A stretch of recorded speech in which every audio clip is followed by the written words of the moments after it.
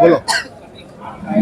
ગાંધીનગર બાર એસોસિએશનમાં આજરોજ તારીખ 19/12/2025 રોજ ચૂંટણી યોજાઈ રહી છે.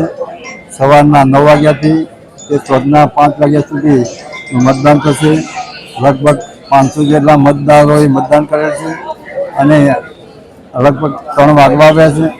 2 કલાકમાં હજુ વોટિંગનો પ્રસાર થશે અને 800 થી 900નું વોટિંગ થાય એવી ગણતરી છે.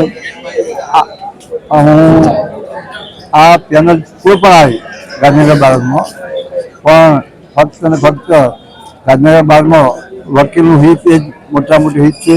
વકીલના હિત માટે જે કામ કરવું પડે તે કરવું પડે. વકીલોના જે કંઈ પ્રશ્નો હોય તે સોલ્વ કરવા પડે. કોઈ પણ પાર્ટી પેનલ આવે તો વકીલોના હિત માટે ખૂબ સારું કામ કરે એ જરૂરિયાતના જય હિન્દ જય ભારત.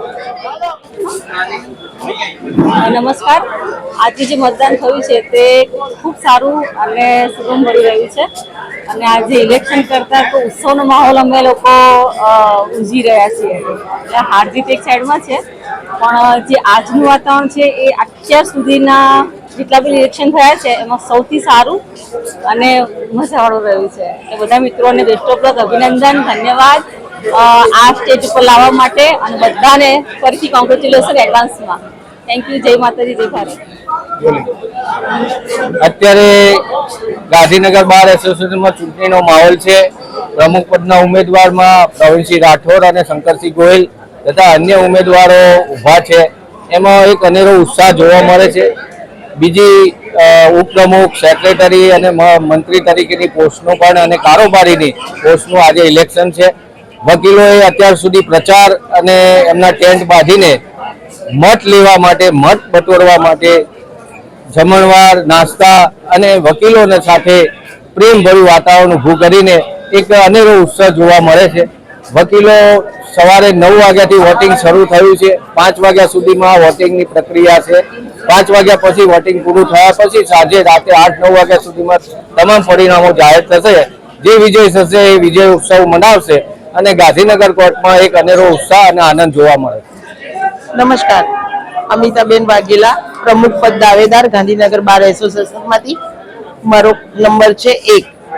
સારું એવું વોટિંગ ચાલી રહ્યું છે અને મેં મહિલા પ્રમુખ તરીકે જે ઉમેદવારી કરી છે અને એનો મને આનંદ છે. બધા જ એડવોકેટ મિત્રોનો પણ સારો સાથ સહકાર છે અને હું જરૂર જીતીશ એવી મને પૂરી ખાતરી અને વિશ્વાસ છે. કારણ કે ગાંધીનગર કોર્ટ જ્યારે બની ત્યારથી સૌ પ્રથમ મહિલા પ્રમુખ તરીકે ઉમેદવારી મેં નોંધાવી છે. હું પ્રથમ મહિલા જ છું. એનો મને વધારે આનંદ અને ગર્વ છે અને હું ઈચ્છું છું કે હું જ્યારે જીતીને આવીશ ત્યારે વધુ ને વધુ જુનિયરો માટેના કામ કરીશ, ટેબલ વ્યવસ્થા અને તમામ એડવોકેટ મિત્રો માટે હું સારી એવી કામગીરી કરીશ અને મારો પૂરો પ્રયત્ન રહેશે કે દરેકના કાર્યોને હું પૂરું કરી શકું.